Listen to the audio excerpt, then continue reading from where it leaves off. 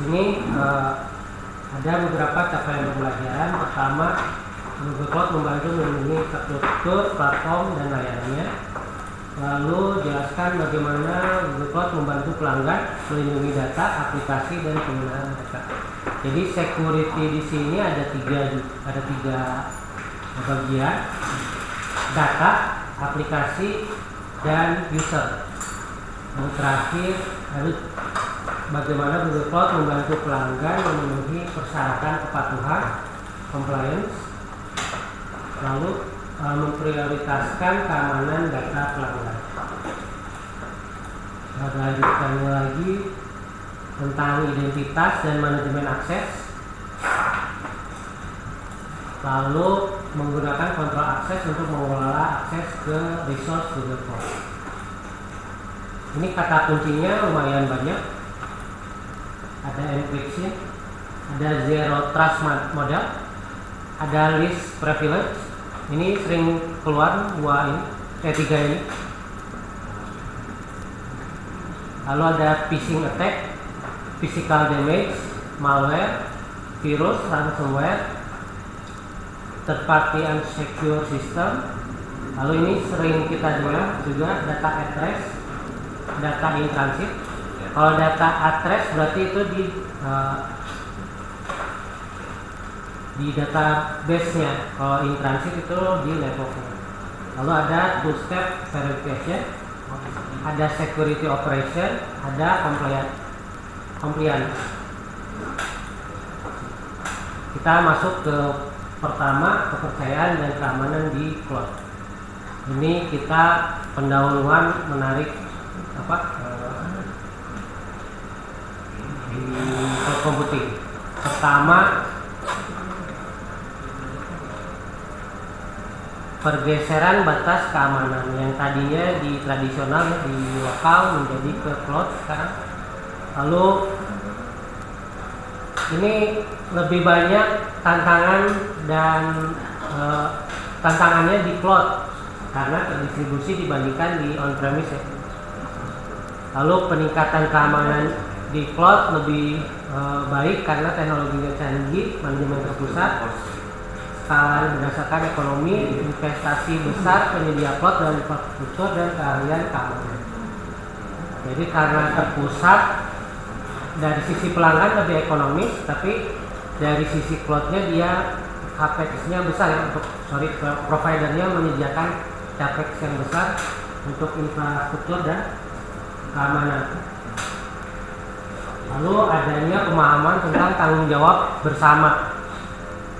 Jadi apa tanggung jawab pelanggan, apa tanggung jawab provider. Lalu ada istilah harus proaktif untuk mengamankan lingkungan cloud sendiri dan menerapkan kontrol yang tepat.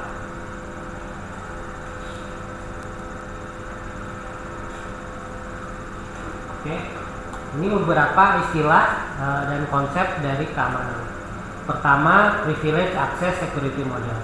Jadi setiap orang yang mengakses sumber daya atau data dan lain-lain harus punya role atau privilege gitu. Nah ini di Google Cloud ada dua, Cloud Identity dan Access Management atau IAM, dan juga Beyond Code Enterprise. Kalau yang ini untuk membantu organisasi menerapkan dan mengelola akses istimewa secara efektif. Jadi setiap akses itu ada istilahnya apa ya, disebutnya siapa yang boleh, siapa yang tidak boleh masuk ke dalam aplikasi. Lalu ada Zero Trust Architecture Security Model. Ini bedanya orang security sama orang hukum ya. Kalau orang hukum gimana? Biasanya ada istilahnya itu menarik ya kalau orang hukum. Sebelum sidang dipukul gitu ya, orang itu tidak bersalah. Kalau di keamanan semua bersalah. apapun itu. Jadi dianggapnya semua itu musuh dari awal. Kalau hukum ya sampai selesai dia guilty until charged gitu kan ya. Kalau di security, kalau di hukum enggak. Jadi pokoknya dia tidak bersalah dulu, aman. Setelah proses sidang baru terbukti. Kalau ini enggak, dari awal sampai kita misalnya masukin username password aja kita tidak dipercaya sama si sistem. Apakah benar itu benar-benar kita atau bukan? Oke, kalau Zero Trust Architecture Security Model ini secara default pengguna atau perangkat yang mengakses aplikasi tidak dapat dipercaya secara default. Jadi harus diautentikasi atau otorisasi dahulu.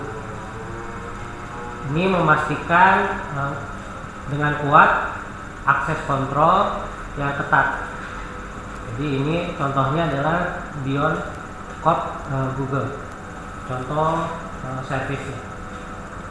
Lalu ini ada security by default. Secara default security sudah digunakan. Tadi ya, security address sama security in transit itu sudah otomatis dilakukan. Security posture ini mengacu pada status keamanan keseluruhan lingkungan cloud. Ini seberapa baik organisasi siap bertahan melawan serangan cyber. Bisa dimonitoring oleh Security Command Center. Nanti kita lihat gambar tentang Security Command Center itu seperti apa. Lalu cyber resilience. Jadi kemampuan organisasi bertahan dengan cepat dari serangan cyber, mulai dari identifikasi, menilai dan mengurangi resiko, menanggapi insiden secara efektif dan memulihkan gangguan secara cepat.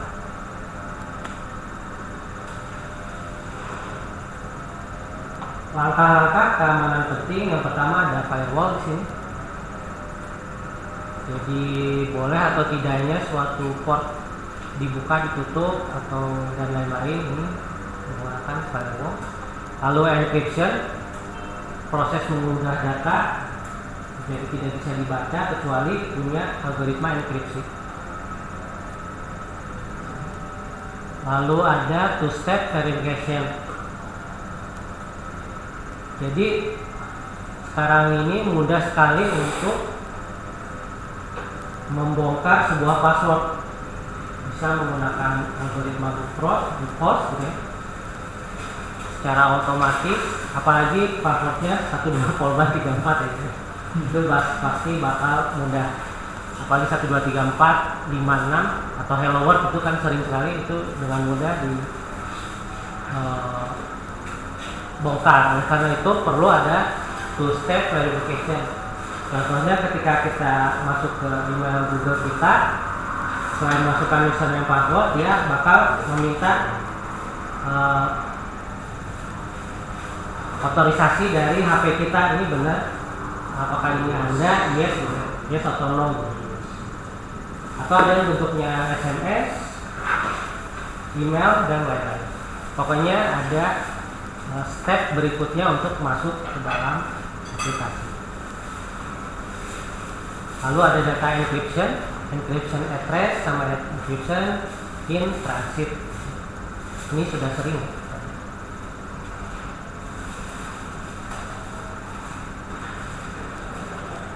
Komponen cloud security tentang confidentiality.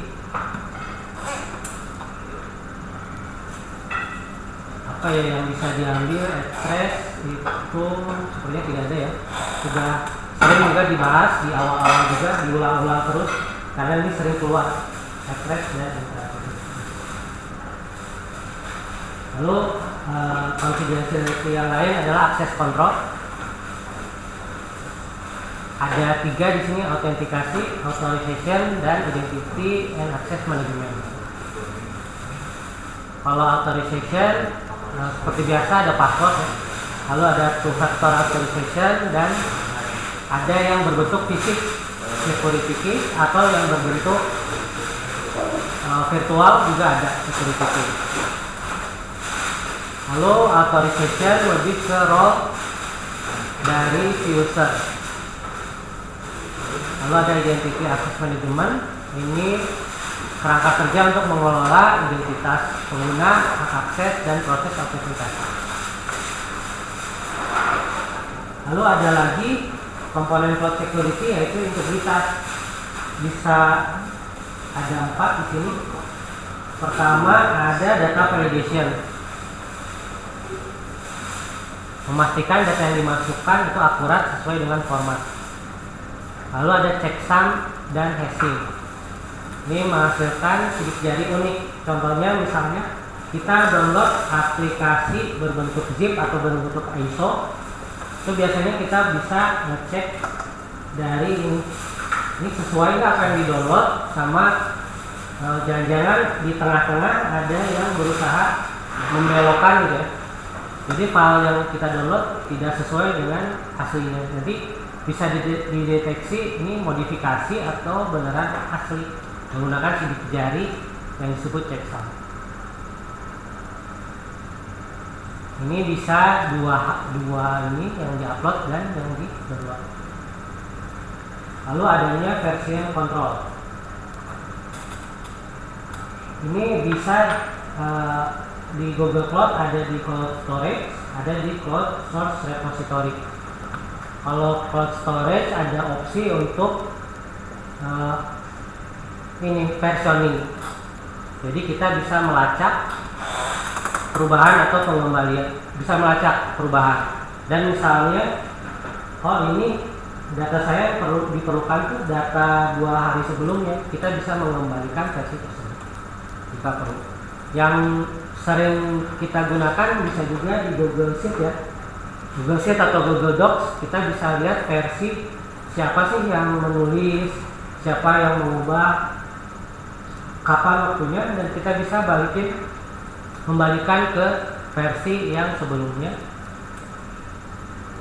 Lalu ini yang terakhir, change management, menerapkan, kalau di sini lebih ke proses governance dari cloud security. Jadi menerapkan proses manajemen perubahan formal, membantu mengontrol, melacak, modifikasi resource cloud, mengurangi risiko perubahan yang tidak sah dan tidak disengaja. Contohnya Google Cloud Deployment Manager untuk menentukan mengelola infrastruktur sebagai kode, memfasilitasi manajemen perubahan. Oke, lalu ada lagi availability. Ini dua hal ini kita sering lihat ya, redundancy dan high availability architecture. Lalu ada disaster recovery, jadi meskipun ada bencana masih bisa dikembalikan dengan cepat. Lalu ada load balancing. Kalau load balancing kenanya ke user yang kerasanya gitu. Jadi ketika sumber dayanya kelebihan beban, dia secara responsif menambah instance supaya user dapat menggunakan aplikasi tanpa lag gitu, tidak tahu bahwa ini ternyata sudah sedang di kondisi peak tapi tidak terasa karena ada load balancing. Bisa ada cloud load balancing atau network load balancing. Lalu ada control tadi, identity dan akses. Lalu security group dan firewalls. Nah ini tidak terlalu sering keluar di sertifikasi Google, tapi di sertifikasi AWS ini banyak yang tentang security group dan firewalls ini.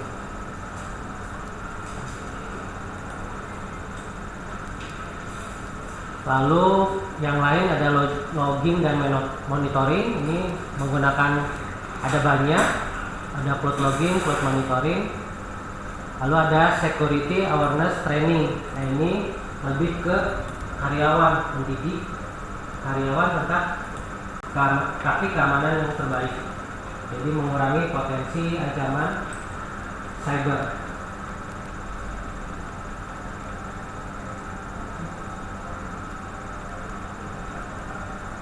Lalu sekarang ada perbedaan apa sih perbedaan kita menyimpan di cloud atau di on-premise? Pertama locationnya ya. Kalau location di model cloud bisa di mana saja. Bisa menggunakan global arsitektur di sini. Kalau lokal berarti di lokal hostingnya, fisiknya. Kalau di cloud kita dapat memanfaatkan keahlian dari provider dalam memelihara lingkungan dengan aman.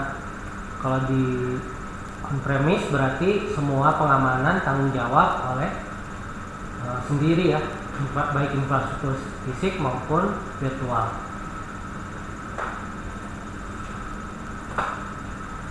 Lalu scalability. Di sini scalability udah pasti cloud bisa menawarkan scalability yang tinggi, kalau on-premise tidak ya. Jadi harus memasang perangkat tambahan. Karena memasang perangkat keras tambahan, berarti langkah-langkah security-nya harus dibuat secara baru. Jadi ada penundaan atau peningkatan biaya, ini sudah pasti. Lalu maintenance juga sama. Kalau maintenance cloud dia bisa di manage oleh provider, lebih fleksibel. Kalau security ini benar-benar membutuhkan stability yang berdedikasi ya, yang ada di sana tiap waktu. Lalu dari finance ya, berubah dari untuk on-premise dari capex, kalau cloud ke OPEX. Ini juga dalam konteks infrastrukturnya juga sama.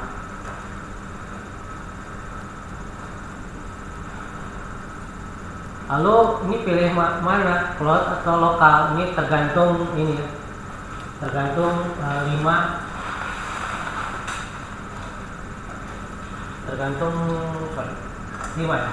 komponen ini. Sensitivitasnya seperti apa? Kalau benar-benar sangat sensitif, ya berarti bisa lokal atau hybrid ya. Compliance juga sama, aturan yang ada di sana. Scalability-nya perlu cepat naik terus atau gimana, atau tetap aja, itu juga harus dipilih, diperhatikan.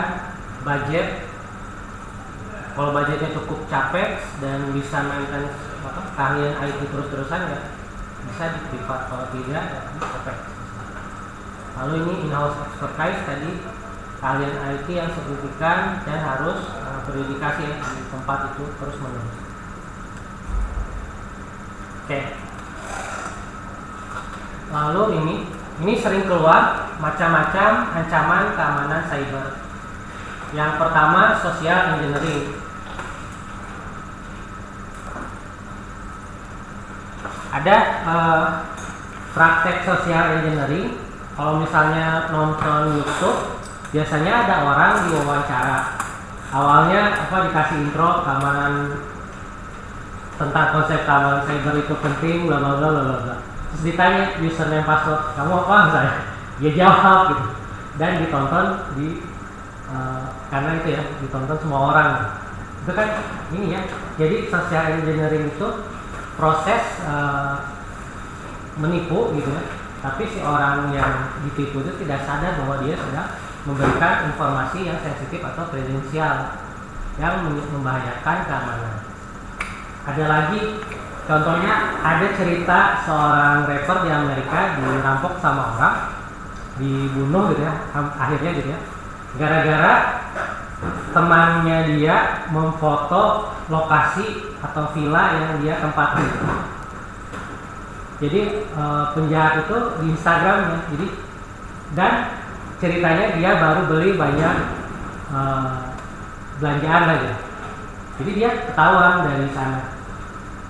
Sebenarnya kita nggak sengaja gitu, tapi itu informasi ya, kalau orang yang ini sensitif dan bisa dimanfaatkan dengan secara berbahaya gitu. Jadi ketahuan dia tinggal di mana, ditungguin. Akhirnya itu terjadi perampokan. Atau yang paling sering ada clickbait CA misalnya, tapi K-nya itu diganti sama C gitu. itu sangat sering, apalagi di awal-awal gitu. Awal-awal kita berinternet di tahun-tahun. Mungkin sampai sekarang masih ada. Yang paling itu dari BRI ngirim link, Anda dapat hadiah, tapi blogspot misalnya. Kalau kita kan apa? Udah pasti. Kalau saya mah nggak pernah dibalas, tapi senior saya mah sering balas, sering ngerjain gitu.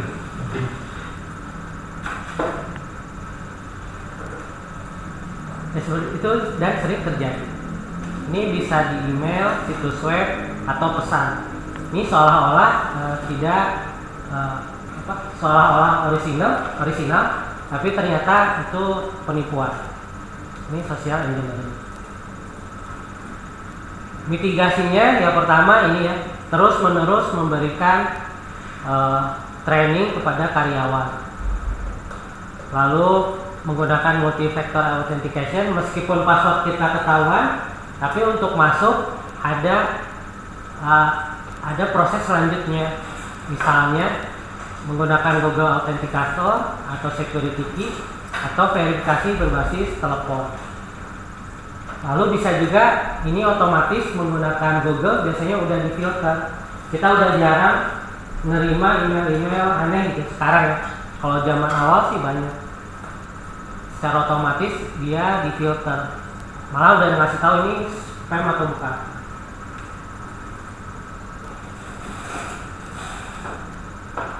Lalu ada yang lain, physical attack. Kalau physical attack ini hasilnya pasti contohnya hardware damage ya, benar-benar sengaja dihancurin, atau dari listrik, power disruption, atau natural disaster. Ini ancaman physical attack. Mitigasinya ini hubungannya sama redundancy dan high availability pasti. Nyimpennya harus di berbagai macam tempat geografik ya, jangan di satu geografik aja. Menggunakan multi region. Kalau redundancy tadi multi zone ya. Jadi nyimpan hard disknya atau menyimpan storage-nya di multi zone. Ada juga disaster recovery planning. Lalu regular backup, jadi dijadwalkan backup otomatis supaya kita bisa kembali lagi ke sebelumnya. Ini ancaman yang lain, ini judulnya sebenarnya ancaman lain, yaitu malware, virus, dan ransomware. Ini ada di soal. Malware itu apa, virus itu apa, ransomware itu apa, atau dari 3 jenis ini mana yang orang tidak sadar bahwa datanya sedang diserang atau datanya sedang diambil. Kira-kira yang mana?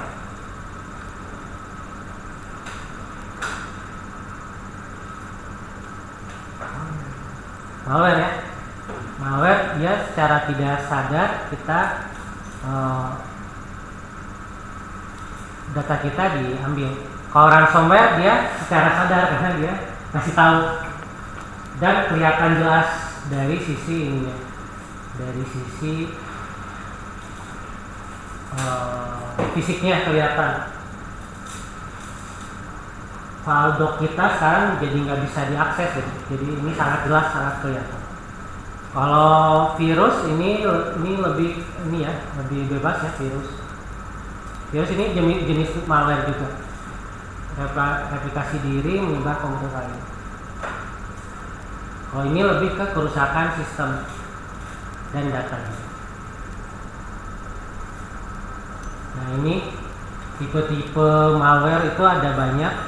Ada ransomware yang sekarang lagi aktif, virus, Trojan horse itu yang dulu ya, ada worm, ada bot, ada juga yang malware tapi fileless. Ini juga macam-macam dari malware. Kalau bots itu biasanya kalau kita ikut Telegram gitu ya, biasanya kalau ada grup, biasanya ada orang yang nyebar-nyebar informasi tapi di luar konteks grup tersebut. secara terus menerus itu ya. Ini mengganggu. Ini juga tipe dari malware. Ada juga misalnya saya tiba-tiba didaftarkan ke grup Telegram yang lain, atau tiba-tiba saya dapat link, atau saya ngirim link padahal saya nggak ngirim sama sekali. Nah, ini biasanya di Facebook pernah juga ya, hal yang seperti ini terjadi. Ini mitigasinya ada antivirus, anti malware, lalu selalu mengupdate software kita, unit kita, sistem operasi kita secara teratur, edukasi user, backup dan data backup. Karena kalau ransomware itu cuma bisa dipulihkan dengan data backup atau bayar.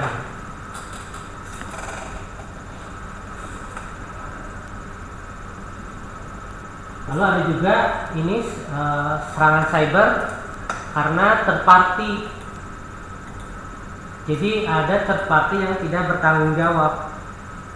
Username kita masukin data username kita dan dimanfaatkan oleh third party tersebut. Ini mitigasinya. Sebelum kita mengirimkan data kita harus melakukan due diligence di sini. Lalu ada kontraknya, kalau misalnya data kita dipakai seperti apa dan lain-lain.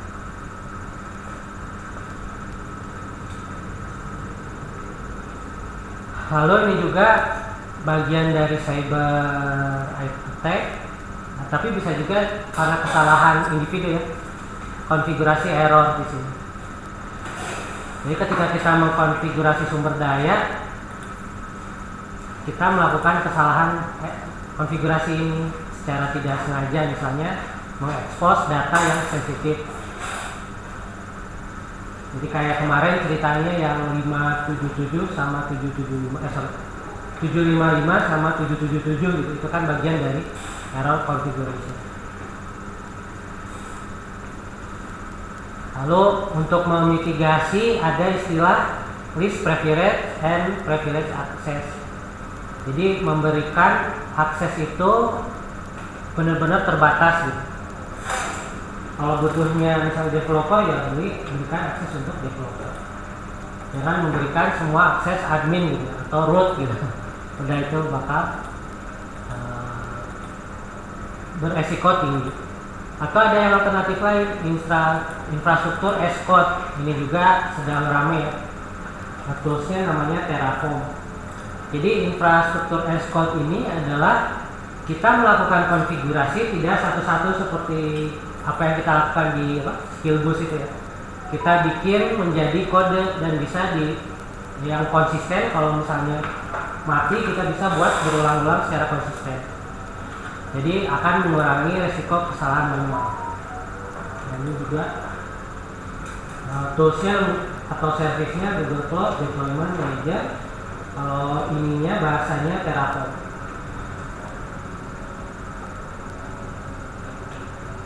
Lalu lanjutan mitigasinya melakukan security check secara otomatis. Ini ada security health analytics di Google Cloud. Lalu menggunakan configuration management tool.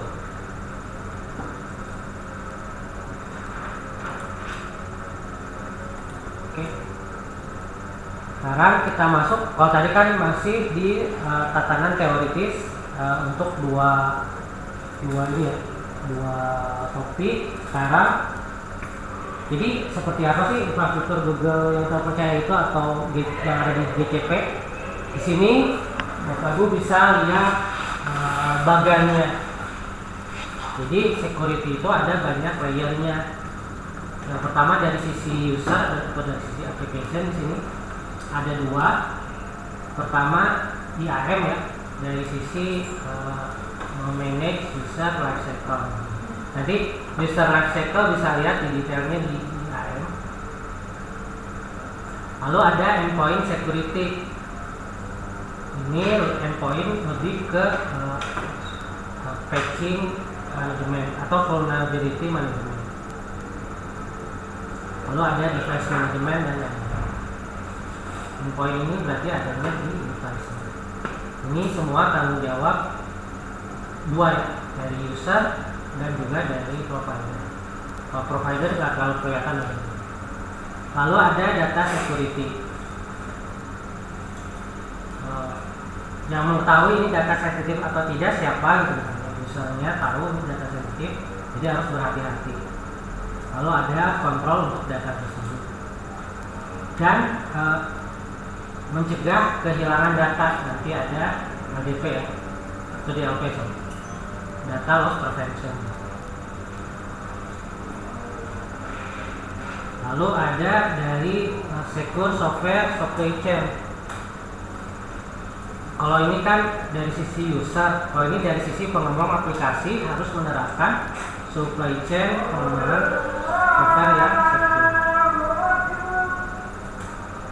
Ini kita ada nih.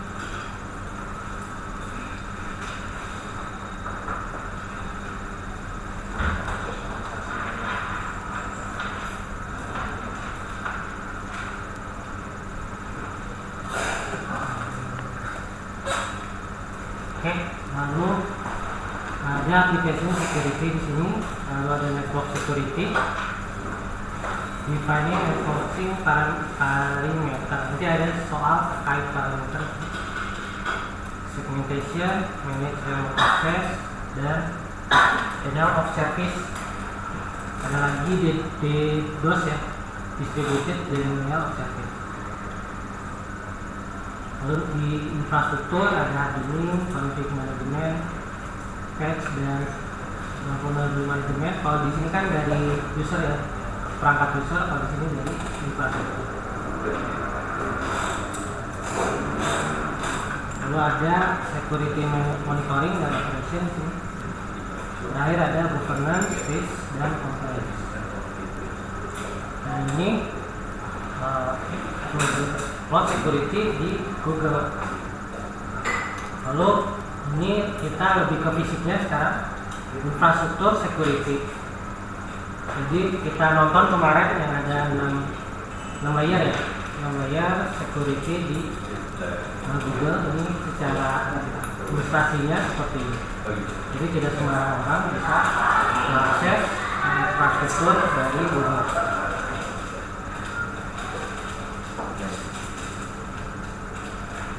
Oke, selain itu Google membuat banyak hal sendiri untuk mengurangi ini ceritanya vendor in the middle.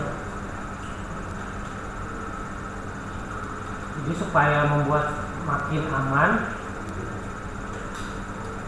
Contohnya chip, Google membuat TPU ya, Tensor Processing Unit sendiri yang bisa digunakan untuk machine learning.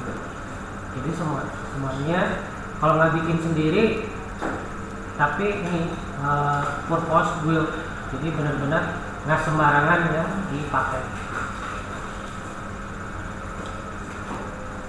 Oke, tadi kan ada banyak ya di sini, kita coba satu-satu. Yang pertama ini network dan application security. Jadi ada dari sisi high level security untuk mencegah DDoS. Jadi nanti suka ada pertanyaan kalau di Google produknya apa, ini Cloud Armor. Dia bertahan dari web attack dan DDoS. Ini digunakannya di Global X, jadi di global, jaringan global. Bisa juga ini Cloud Balancing juga, dia dapat menahan DDoS. Lalu ini dari sisi API, security-nya di APG ada. Lalu untuk mendeteksi bot ada juga reCAPTCHA, ini dari sisi aplikasi di user. Untuk web aplikasi dan API yang di host di Google Cloud atau yang lain juga bisa pakai untuk yang. Lalu ini arsitektur contohnya seperti ini. Bagaimana berjalan ketika kita mengakses web sampai mendapatkan data. Ini contohnya menggunakan Google Cloud. Ini contoh saya. Lalu ada juga tadi ya, software development cycle itu harus secure. Ini titik-titik resiko terjadinya serangan cyber. Ada sampai H. Ini personnya adalah developernya. Bisa saja dari awal ada barcode yang diinjek. Contohnya ada open source namanya OpenSSL kan kemarin sebutnya Hackblade yang kalau salah Hackblade itu gara-gara ada orang yang benar-benar niat injek kode ke dalam sana. Jadi melakukan serangannya itu nggak sehari dua hari tapi bertahunan dia dipercaya menjadi developer. Jadi kan kalau open source itu kumpulan dari banyak developer. Jadi orang ini sudah dipercaya bisa apa ya? Misalnya ada masalah di kode dia bisa memperbaiki dan lain-lain. Udah sangat lama. Tapi dia sebenarnya dia juga orang jahat, jadi dia menginjek bad code ke sana. Tapi karena open source itu jadi kelihatan ini orang ini yang melakukan injection bad code itu. Lalu kalau ini kan dari sisi orangnya ya. Kalau ini dari sisi namanya source control, bisa menggunakan VPC atau Git ya. SVN atau Git gitu, atau Mercurial dan lain-lain. Jadi source controlnya dimanipulasi atau dikompromis. Bisa juga setelah misalnya ininya aman, tapi setelah di build dimasukkan ke build system juga ada perubahan di sini. Lalu bisa juga di build system. Build system itu biasanya kita perlu banyak library untuk membangun sebuah aplikasi. Contohnya aplikasi JavaScript, dia banyak sekali meminjam dependensi dari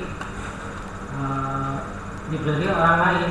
Kalau di library orang lain itu diinjeksi dengan ini, dependensi yang salah, ini juga bisa mengakibatkan tadi ya, serangan cyber. Lalu CI/CD di sini dia di bypass, memberikan artefak yang jelek dimasukkan ke deployment.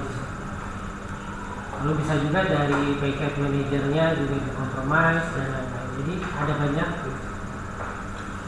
di supply chain software developer itu ada banyak tantangan. Nah ini alternatifnya di Google ada dari kode sampai deployment itu ada toolsnya masing-masing. Ada Google Cloud Code, Cloud Build, Artifact Registry, lalu Cloud Deploy. Hasilnya di run menggunakan function Cloud Run sama Kubernetes Engine. Ini menggunakan ini sudah secure, dijamin oleh Google.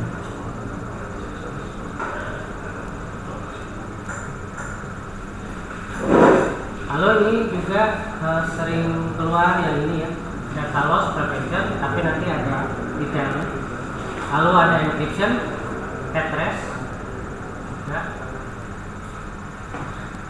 Lalu ada macam-macam encryption. Kalau ini jarang keluar, karena ini sudah detail. Paling yang keluar hanya yang ini, encryption by default, KMS, sama CSEK. Ada 3 ini ya, perlu dipahami. Kalau encryption by default udah otomatis. Kalau Cloud Key Management Service kayaknya berbentuk cloud tapi disediakan oleh provider.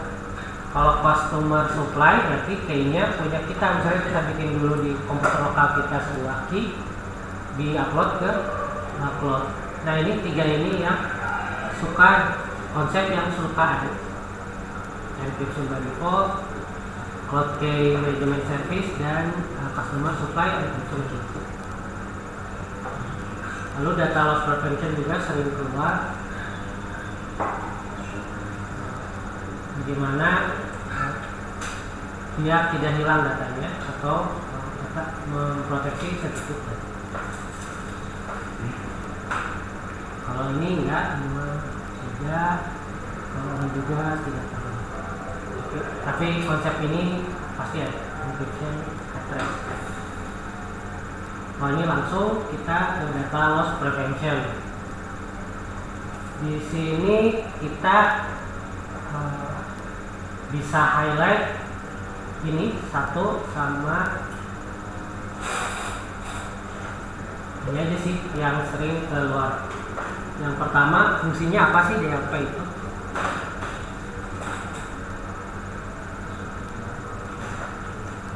Lalu ada 3 ya tadi ya, discover, classify, de-identify, sama melakukan risk analysis.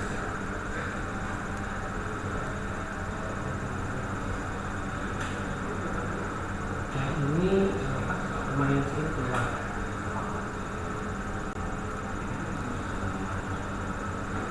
Kalau ini identity dan access management ini nggak terlalu ini ya, ini nggak terlalu, paling yang ininya apa aja sih contohnya tadi ya, SMS, backup code, TOTP, lalu Google Chrome nih, mobile tools yang sering kita pakai, atau security key. Ini ada banyak. Semakin kanan dia semakin tinggi tingkat keamanannya. Kalau SMS voice ini bisa aja di phishing ya. Ini juga bisa. Kalau SMS paling mudah karena biasanya kita di spam sama SMS sangat mudah. Kalau TOTP ini lumayan susah karena dia berubah tiap menit, apalagi menggunakan aplikasi autentikator, dia tiap 5 detik. Jadi selalu berubah tiap 5 detik. Ini bakal susah untuk melakukan phishing. Tapi kalau yang lain, kalau SMS ini mudah. Karena biasanya kalau SMS itu 6 jaman. Kalau 6 jam atau 3 jam aja brute force cuma 6 huruf itu sangat mudah. 6 angka malah ya, 6 angka. Biasanya angka aja. Yang bagus tuh huruf angka gitu, lebih aman. Apalagi ya 4 aja, 4 huruf ya. 4 angka itu sangat cepat. Lalu ini identity access management untuk authorization. Nah ini mungkin di soal di infrastruktur ada bagaimana cara membagi-bagi resource.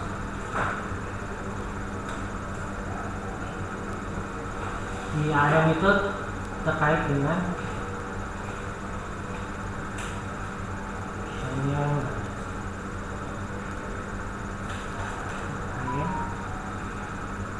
lalu ini juga ada tentang zero trust beyond code. Ini produk. Jadi apa sih zero trust security model? Jadi ini yang bisa diperhatikan, kontrolnya itu dipindahkan dari network layer ke application layer. Kenapa? Tadi ya, semua orang dianggap penjahat gitu ya. Jadi dari mana? Dari awal, dari application. Kalau network kan udah masuk dulu nih. Kita submit kan masuk network ya. Itu sebelum masuk network ya layer paling atas ya application. Jadi security mulai dari sana. Yang kedua, ini harus terautentikasi access based on user identity and content. Lalu allow user to work more securely from any location. Lalu tidak perlu juga menggunakan remote access VPN karena sudah dipindahkan dari network layer ke aplikasi layer. Jadi semuanya mulai dari ini contohnya dari sisi user kan application itu. Ini harusnya saya pakai Chrome ya, malah saya pakai Firefox ya. Jadi ada Chrome itu katanya bisa mencegah tadi data protection built-in di Chrome. Lalu juga menggunakan proxy yang memproteksi traffic dari internet. Lalu untuk aksesnya harus ada identity yang sesuai konten.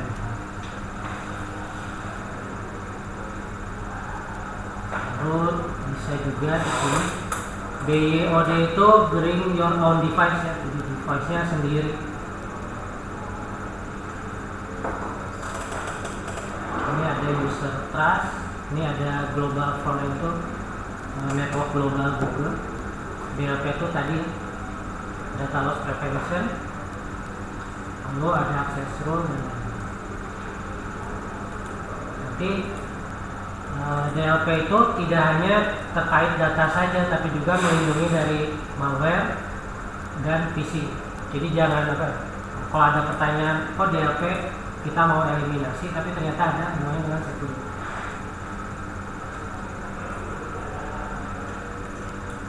Oke, lalu ini juga seru tentang security monitoring. Dan juga suka ada security command center itu untuk apa sih? Mendeteksi apa saja, deteksi gangguan, deteksi discover aset, mengidentifikasi miskonfigurasi, lalu melihat aplikasi vulnerability.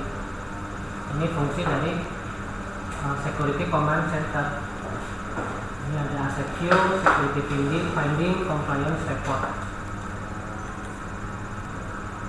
Ini juga bisa gambar ini bisa dihafalkan karena ini bakal keluar gitu. Kalau misalnya terkait dengan compliance report yang mengeluarkan ini yang mendapatkan security finding ini juga. Maksudnya seperti apa? Jadi biasanya orang security itu mengumpulkan vulnerability dari aplikasi. Contohnya misalnya website yang sering diserang adalah WordPress biasanya. Nah, biasanya di forum atau di grup itu ngasih tahu WordPress itu kelemahannya ini. Jadi itu dikumpulkan. Lalu nanti ternyata karena dia nggak update WordPress-nya versi berapa. Nanti dia bisa dideteksi di sini. Kalau Bapak pakai biasanya kan PHP-nya versi 5, WordPress-nya versi udah jadul banget. Nah, itu udah banyak vulnerability, jadi dia udah ngasih tahu jangan pakai yang itu atau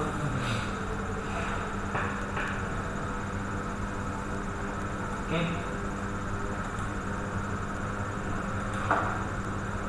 Lalu ini tadi dari sisi besarnya, kalau ini langsung dari sisi toolsnya yang layer-layer tadi. Toolsnya ada banyak.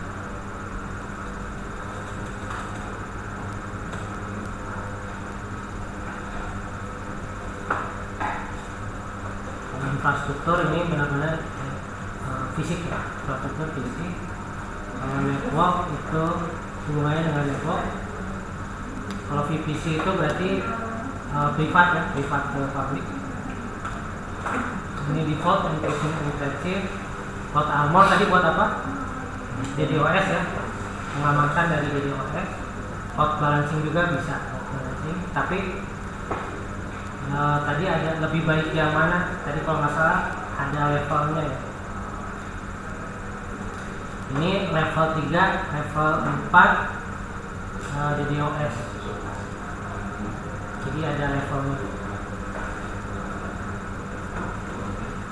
Jadi ternyata kalau Armor sendiri masih bisa lolos DDoS kalau di atas, di bawah dari level 3 dan 4. Di level 3 dan 4, jadi harus ada tambahan baik.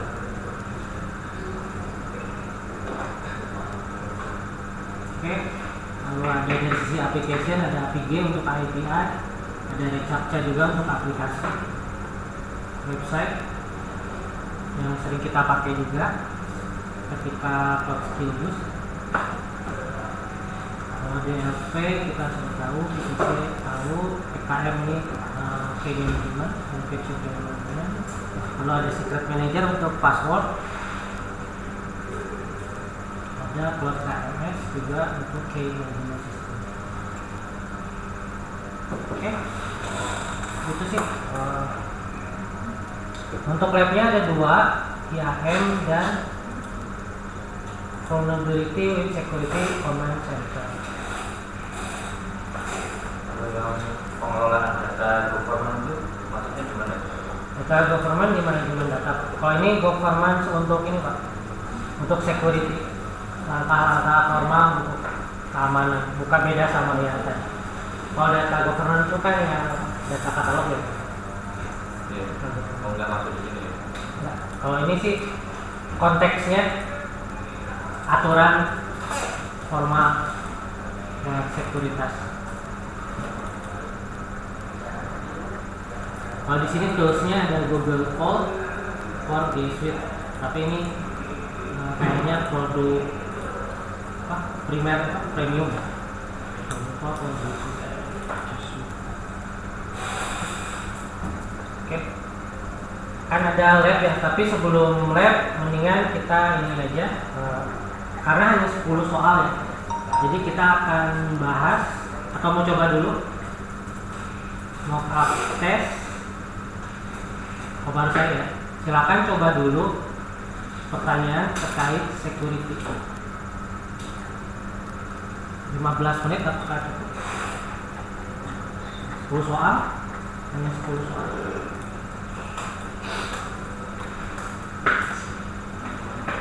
Silakan dicoba dulu, nanti kita bahas. Sudah bahas ini kita baru ke lab.